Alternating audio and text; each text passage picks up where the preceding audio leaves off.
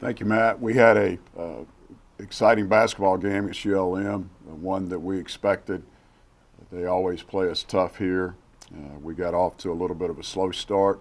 We thought they'd play a heavy dose of zone. They did, played 1-3-1, which we hadn't seen. We were ready for their 2-3 and their man.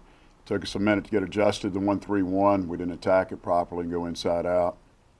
P.J. Hardy jumps in and makes 3 threes for us to really soften that zone up and then give us a lead going into halftime. For the second game in a row, we had a bank shot going into the half to help us take a little bit better lead.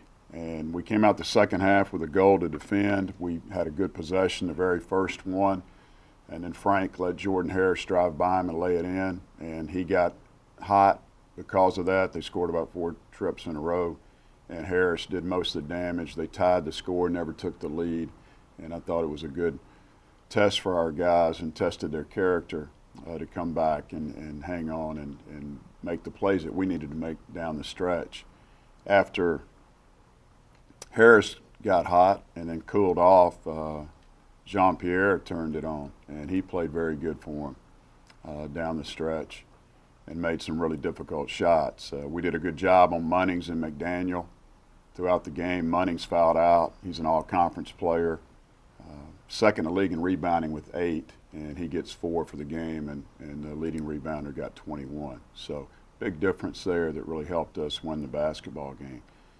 Jonathan Stove hit a big shot for us, made it a 2-possession game with about 5 minutes to go, and we were able to hang on and make the plays, as I said earlier, we needed to make down the stretch. It was great to have a Sunday off yesterday with no practice. We'll have one more for the next 10 weeks. So beautiful day yesterday to go to church and relax a little bit and get ready for the week. Georgia Southern will come in on Saturday. They've got a good team. They could be 3-0 after tonight. They host South Alabama at home. South Alabama did beat them last year, I think 3 times. So it will be an interesting game. Ike Smith leads the league in scoring. Very good guard. Tukey Brown's 3rd in the league in scoring. He's an all-conference candidate, a preseason pick. Those 2 guys are very good on the perimeter, and they got 2 more guys in Hughes and Alsmiller who have all made 20 or more three-point baskets. So they're going to shoot the 3 quite a bit, play small. They'll play Gladney inside a little bit as a post player or 4-man, and they'll rotate Simmons and Glenn inside and O'Connell as a 5. Their 5 men are rollers, offensive rebounders. The guards do all the heavy lifting in their offense. They've had success with turnovers and scoring off turnovers. They certainly did that last year, and they're doing it again, similar to what we've been doing. And we'll need to make sure that we have good ball security, have a low turnover game. But we're excited about playing on Saturday. We've got a couple days to prepare here and get better with us, also get back in the classroom. The guys are anxious to get classes started on Wednesday. With the students being back, we hope to have a great student turnout on Saturday and to help our crowd. We've missed the students over the break, and we encourage them to come out and attend the games at the Cajun Dome. Should be exciting. Defensively, the other night against Monroe, we've had 2 really good games in a row defensively from a field goal percentage standpoint, to our best 2 of the year going back to Panhandle State. So we need to continue to build on that and try to tighten up our defense, continue to execute on offense, and see if we can improve our basketball team going into the conference play. Defensively, it's just as simple as a challenging team like you did at Little Rock. You said last week don't even call a timeout early. Has that been kind of the same message? The improvements that you've seen? Well, we certainly challenged them at halftime, and they didn't respond quite as well. But after the timeout, from that point on, I thought they did a pretty good job. We changed and played a little bit of zone in the second half. Thought that helped us as well. Tried to go offense-defense substitutions to help us and keep us out of foul trouble. But our guys are committed to the defensive end, and they know that we have to be strong defensively if we're going to be successful. Any thoughts about putting PJ in the starting lineup? Possibly. I mean, we thought about starting the second half. Frank Barley didn't practice last week until Friday. He had a severely injured, sprained wrist, and he went to the doctor. He hurt it early in the year, but he hurt it again against Little Rock. So he didn't quite have the same success that Jay Wright had not practicing. And he struggled. He made his first shot, but that's affecting his shooting from three for sure. And he came out in the first half because defensively he missed a block out and let them get an easy basket. And then second half I took him out because he got beat off the dribble. So we're trying to keep the pressure on the guys defensively. I like where PJ is. He must not have enough attempts to be the national leader in three-point shooting. I know he leads our conference. He's made 2 per game, but he's shooting 56% from three-point range. And I like where he is at this point in his career. Coach, your team's had such a good start to the season. I feel like a lot of people are buying in and built some hype. Are you letting your players kind of buy into the hype a little bit, or try to zone them out? The hype is for People, there's been some comparisons to your teams, previous teams that have had a lot of success, like the '92 team, things like that. Or have you tried to zone that out from the players? Well, they're enjoying playing together. I think they know that they're having some success, and we're trying to build on that success. We're not comparing ourselves to other teams. I know that was done a little bit with the reunion this weekend, and what a great team that '92 team had, shared the ball, and Jay and I talked about some similarities, and I took that as a compliment. And our guys know that this is their team.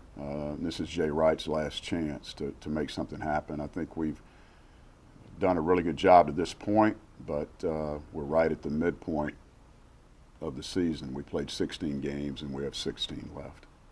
Good job Jay Wright did on the court. Just one field goal attempt Saturday night. Did a nice job. Capola got in early foul trouble. That bothered him a little bit. And the one field goal he got was off a single screen on an baseline out of bounds play at the end of the short clock. And Jay just got hung on it. He's guarded that for 2 years. But he did a nice job, and him not being a factor in the game and Munnings fouling out certainly helped our cause. Who do you think the number one attribute is for Bryce that makes it such a good player? As I said back in the fall, he's got great hands. He's got great feet. He's very smart, and he's got good timing, and he's persistent. And if you add all that together, you're going to get a good rebounder. He goes after the ball. When he gets it, it's usually his. And a lot of times when he's in traffic, he'll tip it one-handed. If you've seen him block out one-handed and then go pursue the ball, chase it down.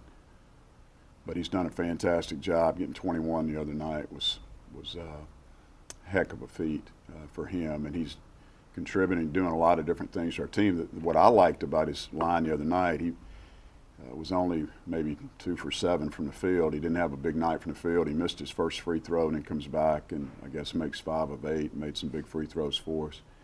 But he rebounds the ball at a high rate. He had an assist, he had a steal, he had a block, and he had no turnovers, and he had no personal fouls. So he's doing a lot for our team, and we're excited that he's playing so well, and his preparation will allow him to continue to be successful. I know you're in a stretch where the games are kind of spread out. Is there any concern later in the year about the minutes that Jay and Bryce are wanting? No, not at all. We have looked at our minutes in the past. We are averaging more minutes. We have to. We play in 9 players, and 5 of them are freshmen. I have to play the guys a little bit longer. Bryce can certainly handle that. Jay can handle it. And the other night, if we would have played tonight, then we would have backed off a little bit and got some more minutes for some of the other guys. But not a concern right now. If we stay healthy, that's the main concern.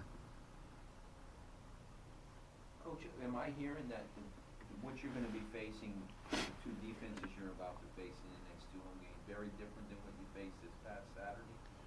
I don't know about Georgia State, except for they played zone in the past. I haven't really looked at them so much. But Georgia Southern will play man. They'll play some zone.